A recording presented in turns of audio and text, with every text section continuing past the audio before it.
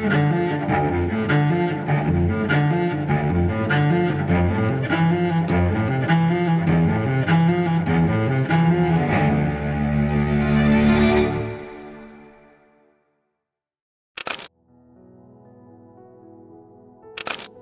Bapak Ibu sekalian, kita hari ini akan melanjutkan pembacaan Alkitab kita. Mari kita sebelumnya bersama-sama berdoa di hadapan Tuhan. Bapa di dalam surga, kami berterima kasih karena Engkau adalah Allah yang baik, yang mengaruniakan kepada kami kesempatan untuk mengikutimu melalui perkara-perkara paling kecil yang kami bisa sajikan di hadapan Tuhan. Kami bersyukur untuk satu demi satu kesempatan, untuk satu demi satu mungkin ujian untuk kami ini menunjukkan kepengikutan kami kepada Tuhan. Ketika kami boleh mengikuti Engkau, Allah yang demikian murah hati, berikanlah pertolongan untuk kami ini boleh mengerti bagaimana kami menghidupi hidup kami yang mengikutimu dengan segala kesungguhan. Terima kasih Bapa. Kiranya namamu dipermuliakan dalam nama Tuhan Yesus. Kami bersyukur dan berdoa. Amin.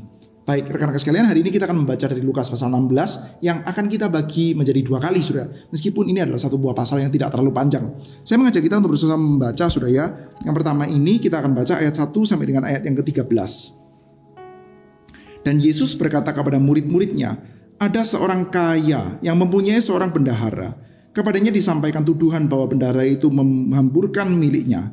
Lalu ia memanggil bendahara itu dan berkata kepadanya, apakah yang kudengar tentang engkau? Berilah pertanggungan jawab atas urusanmu, sebab engkau tidak boleh lagi bekerja sebagai bendahara. Kata bendahara itu di dalam hatinya, apa yang harus aku perbuat? Tuanku memecat aku dari jabatanku sebagai bendahara. Mencangkul aku tidak dapat, mengemis aku malu. Aku tahu apa yang akan aku perbuat, supaya apabila aku dipecat dari jabatanku sebagai bendahara, ada orang yang akan menampung aku di rumah mereka. Lalu ia memanggil seorang demi seorang yang berhutang kepada tuannya. Katanya kepada yang pertama, berapakah hutangmu kepada tuanku? Jawab orang itu, 100 tempayan minyak. Lalu katanya kepada orang itu, inilah surat hutangmu. Duduklah dan buatlah surat hutang lain sekarang juga, 50 tempayan. Kemudian ia berkata kepada orang yang kedua, dan berapakah hutangmu? Jawab orang itu, 100 pikul gandum. Katanya kepada orang itu, inilah surat hutangmu. Buatlah surat hutang lain, 80 pikul. Lalu tuan itu memuji bendahara yang tidak jujur itu. Katanya, ia telah bertindak dengan cerdik. Sebab anak-anak dunia ini lebih cerdik terhadap sesamanya daripada anak-anak terang. Dan aku berkata kepadamu, ikatlah persahabatan dengan mempergunakan mamon yang tidak jujur, supaya jika mamon itu tidak dapat menolong lagi, kamu diterima di dalam kemah abadi. Barang siapa setia dalam perkara-perkara kecil, ia setia juga dalam perkara-perkara besar. Dan barang siapa tidak benar dalam perkara-perkara kecil, ia tidak benar juga dalam perkara-perkara besar. Jadi, jikalau kamu tidak setia dalam hal mamon yang tidak jujur, siapa yang akan mempercayakan kepadamu harta yang sesungguhnya? Dan jikalau kamu tidak setia dalam harta orang lain, siapakah yang akan menyerahkan hartamu sendiri kepadamu? Seorang hamba tidak dapat mengabdi kepada 2 tuan, karena jika demikian ia akan membenci yang seorang dan mengasihi yang lain. Atau ia akan setia kepada yang seorang dan tidak mengindahkan yang lain. Kamu tidak dapat mengabdi kepada Allah dan kepada mamon. Sampai di sini pembacaan Alkitab kita. Rekan-rekan sekalian, di dalam bagian sebelumnya kita sudah bersama-sama melihat, Saudara, bahwa Bapa di sorga adalah Bapa yang bersuka cita, Saudara, ketika ada orang yang hilang dan didapatkan kembali. Ada orang yang mati dan didapatkan kembali, Saudara. Dan di dalam rangkaian perumpamaan yang diberikan, domba yang hilang, dirham yang hilang, lalu anak yang hilang, Saudara, ceritanya dipuncaki dengan cerita anak yang hilang, Saudara. Dan dalam cerita anak yang hilang, kita mendapati ada Bapa yang berpesta, Saudara. Dan kalau kita dapati, Saudara, ya, pesta yang diberikan oleh Bapa kepada anaknya ini adalah pesta yang bahkan membuat anak yang sulung itu cemburu, Saudara. Kenapa, Saudara? Karena pestanya itu besar. Ada anak lembu gemukan, Saudara. Ada anak lembu yang sengaja digemukkan. The fattened cow, untuk sengaja satu buah pesta yang sangat meriah, Saudara. Dan kita mendapati ya, anak sulung yang sebetulnya itu hidupnya mereka itu bukan hidup yang tidak enak, Saudara, anak sulung ya. Karena dia hidup bersama dengan bapaknya, Saudara.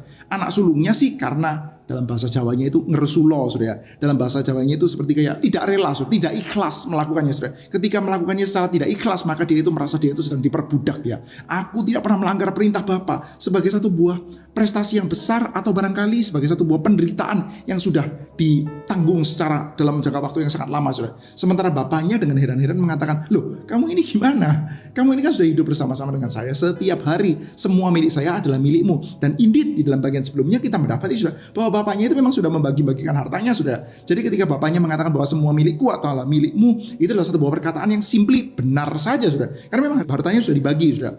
Yang mencengangkan adalah saudara, bukan bahwa yang sulung itu menerima begitu sedikit, bukan saudara. Si sulungnya itu memang merasa dia itu menerima begitu sedikit. Engkau tidak pernah kasih kepada saya itu anak kambing untuk saya pesta. Sulung itu merasa dia itu menerima terlalu sedikit, sementara bapaknya merasa, loh ini semua kan punyamu ya.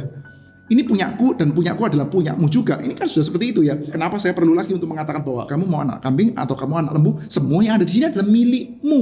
Kamu berkuasa untuk melakukannya seperti apa yang kamu mau. Itu adalah milikmu kok, begitu ya. Yang dikatakan oleh bapaknya adalah seperti itu, saudara. Jadi bapaknya punya view yang berbeda, saudara. Jadi kita melihat sudah dalam perumpamaan anak yang hilang itu, saudara. Permasalahannya bukan bahwa anak sulung menerima terlalu sedikit. Yang jadi permasalahan adalah bahwa yang didapatkan kembali itu menerima terlalu besar. Dia sudah menerima 1/3 bagian, sudah dihabiskan, sudah. Dan setelah itu ketika pulang sudah oke lah kalau mau diterima kembali. Tapi paling tidak dipecut kayak, dimasukkan penjara kayak, atau dijadikan budak kayak, dilatih kayak. Ini malah diadakan satu buah pesta yang besar, dikasih satu buah jubah yang bagus, dikasih cincin, dikasih alas kaki, sudah. Ini kok terlihat berlebihan sekali, terlihat royal sekali, bahkan terlihat boros sekali itu bapak itu. Dan kita mendapati ya bahwa memang bapaknya ini boros, sudah. Ketika Tuhan Allah mencintai kita, mengambil kita, orang-orang cacat, orang-orang buta, orang-orang non-Yahudi, orang-orang Gentiles yang semestinya tidak berbagian dalam cerita perjamuan kerajaan surga. Tapi sekarang kita itu dimasukkan, dan kita bukan cuma dimasukkan tapi duduk di pinggir sekali.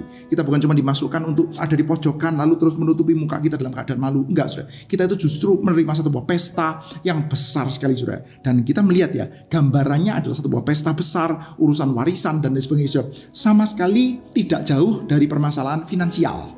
Kadang-kadang sudah ya, kalau kita membicarakan cerita tentang anak yang hilang ya, pembicaraan kita itu kan rohani. Dan memang betul ya sudah, pembicaraannya semestinya itu rohani ya, bahwa kita diterima kembali oleh Bapa. Dan bahwa kita itu punya sang sulung yang hak milik, harusnya bagiannya dia itu 2/3 itu kan bagiannya sang sulung, ternyata dikenakan kepada kita.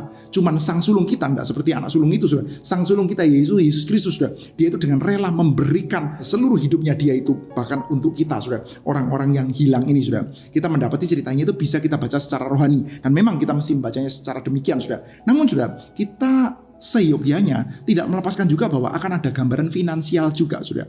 Ada satu hal yang sudah diterima oleh anak bungsu itu, dan itu adalah kelimpahan yang sangat besar di dalam aspek finansial di dalam cerita itu, sudah. Maka sudah, kita melihat di dalam bagian selanjutnya ada ucapan Tuhan Yesus kepada para murid, sudah ya. Nah, kita melihat ya.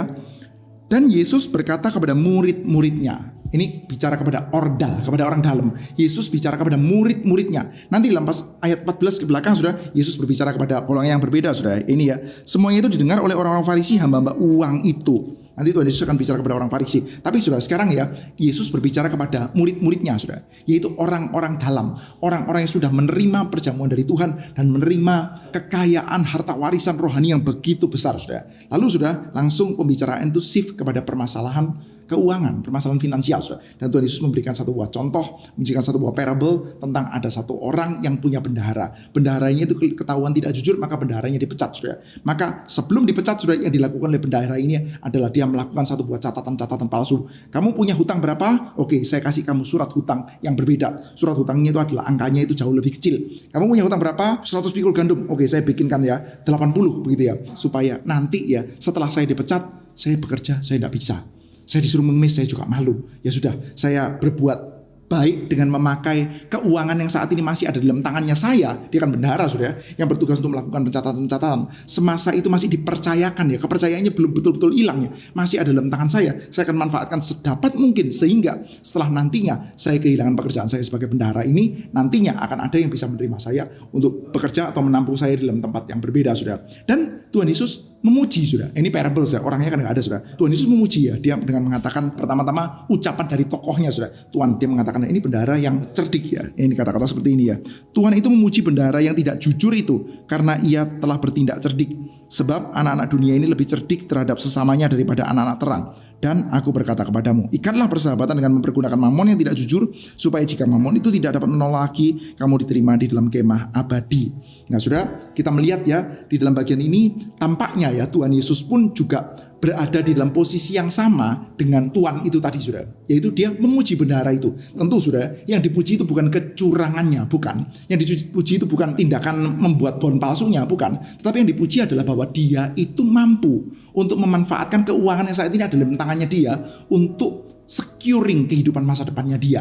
Setelah saya dipecat, saya nggak bisa lagi diterima di sini. Saya secure kehidupan masa depan saya adalah kehidupan yang seperti apa. Saya dipecat, nanti saya masih diterima itu sama orang yang punya utang besar tuh 100 piku gandum itu, atau orang yang berutang minyak itu ya. Saya bisa diterima di sana, saudara. Lalu Tuhan Yesus mengatakan anak-anak terang ya. Anak-anak terang itu nggak ngerti bagaimana caranya mempergunakan mamon, saudara. Dan kita bisa melihat ya, salah satu ujian yang bisa, dan saya kira itu bisa terjadi kepada siapapun saja, saudara. Orang yang punya uang atau orang yang tidak punya uang, yaitu saudara, mereka itu tidak mempergunakan mamon secara tepat.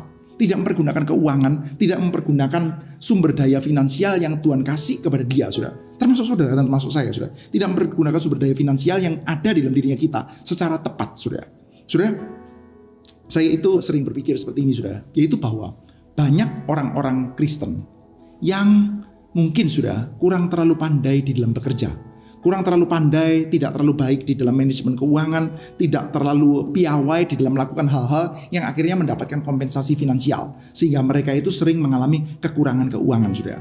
Namun ada juga sudah orang-orang ya yang sebetulnya punya kepiawaian yang besar sudah untuk kecerdasan finansial yang baik sudah untuk membuat uang itu bisa masuk ke dalam dirinya dia. Dia bisa melakukan hal-hal yang dia tahu akan mendapatkan kompensasi finansial yang cukup baik dari dunia di luar ya. Entah dia melakukan pekerjaan apa dan dia melakukannya dengan baik, maka dia mendapatkan kompensasi finansial yang sangat baik sudah. Keuangannya itu baik sudah. Tetapi sudah orang-orang seperti ini kadang-kadang ya mereka itu ngerti bagaimana memasukkan uang, tapi tidak mengerti cara membelanjakannya dengan tepat, saudara. Sehingga Anda bisa mendapati ada pembelanjaan yang saya pikir saudara dan saya juga akan lumayan setuju ya untuk kita katakan, wow, kelihatannya itu wasting.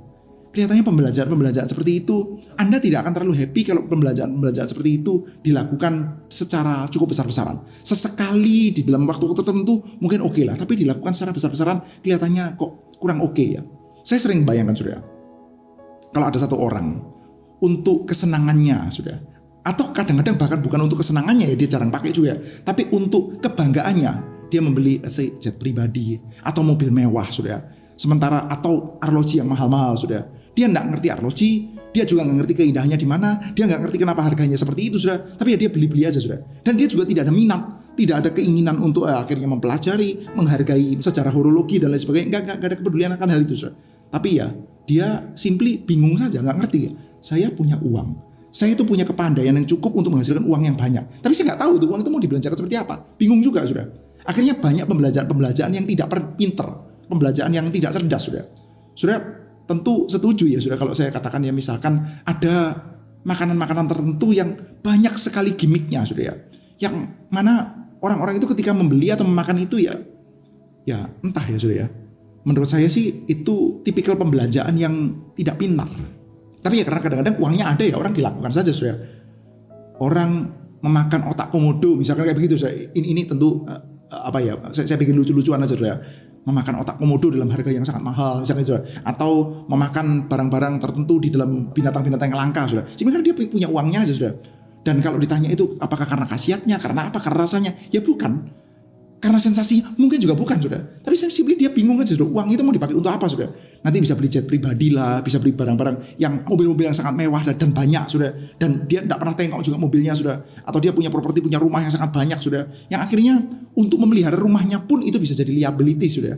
Dia akhirnya harus memelihara banyak pembantu, harus memelihara banyak helper lah sudah. Untuk sekedar memelihara rumahnya. Rumahnya terlalu banyak, akhirnya dia tidak bisa tinggalin juga sudah.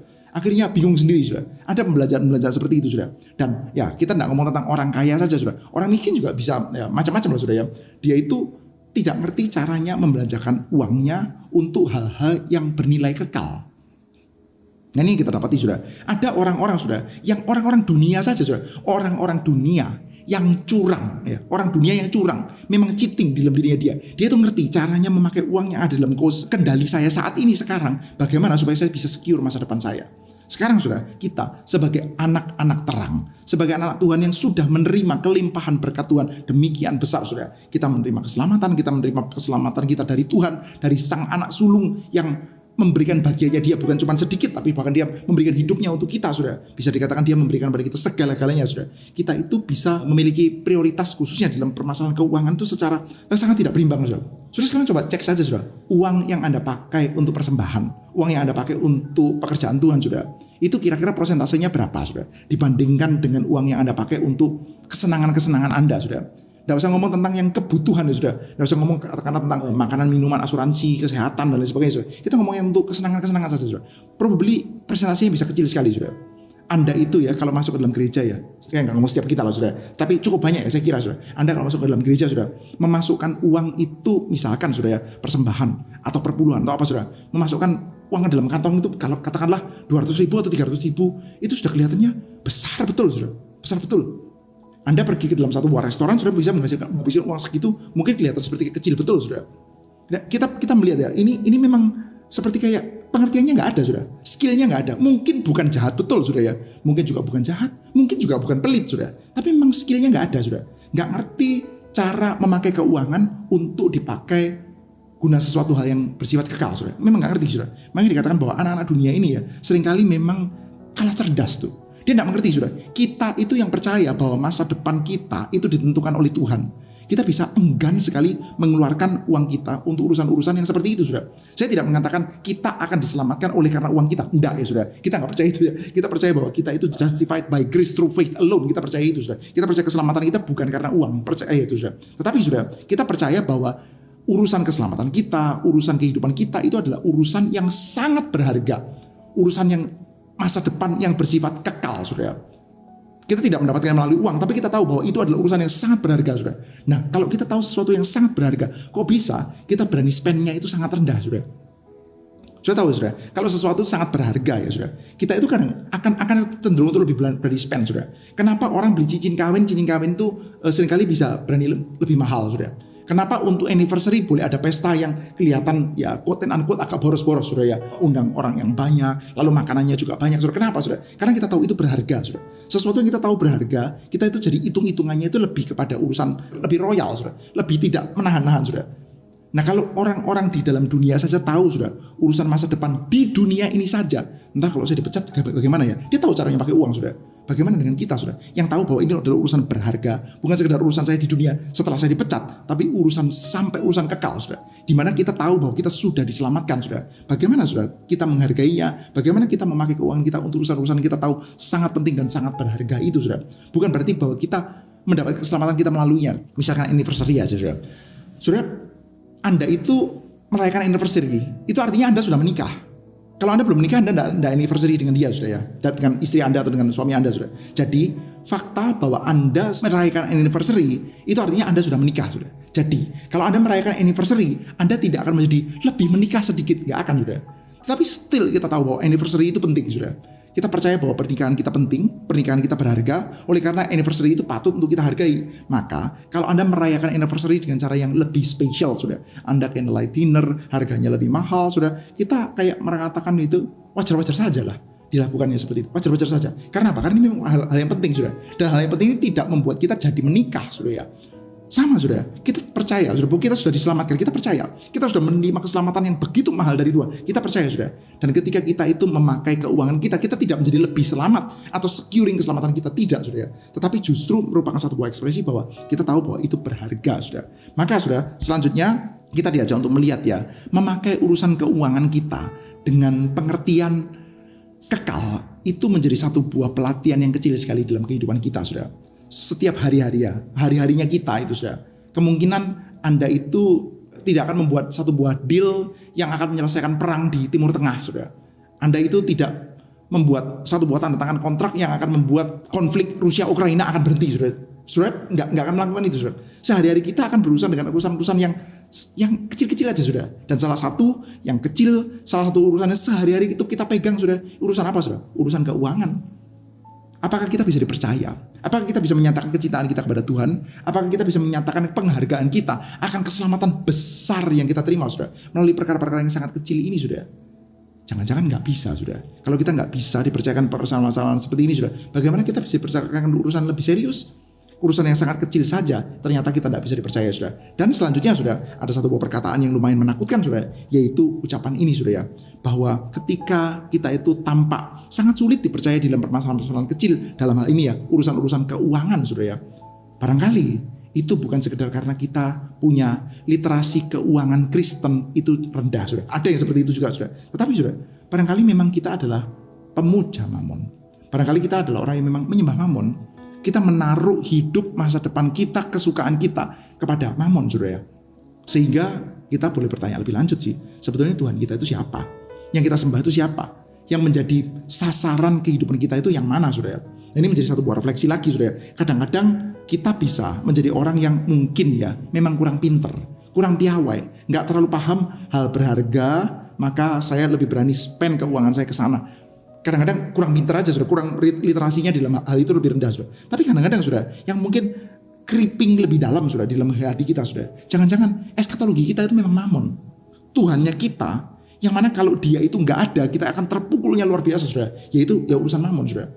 Anda lebih terpukul mana ya kalau misalkan Anda mendapati diri Anda sendiri ya, kita ya, saya misalkan kita mendapati diri kita sendiri, sudah entah karena sakit, entah karena bepergian, entah karena apa, sudah jadi sulit untuk beribadah kepada Tuhan.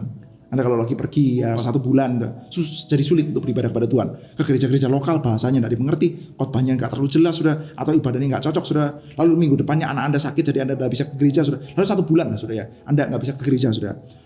Mana yang lebih menyedihkan dengan misalkan Anda mendapati bahwa keuntungan Anda berkurang, atau dalam 1 bulan itu pabrik Anda yang biasanya itu besar mencetak keuntungan besar, lalu pada bulan itu saja sudah rugi, sudah.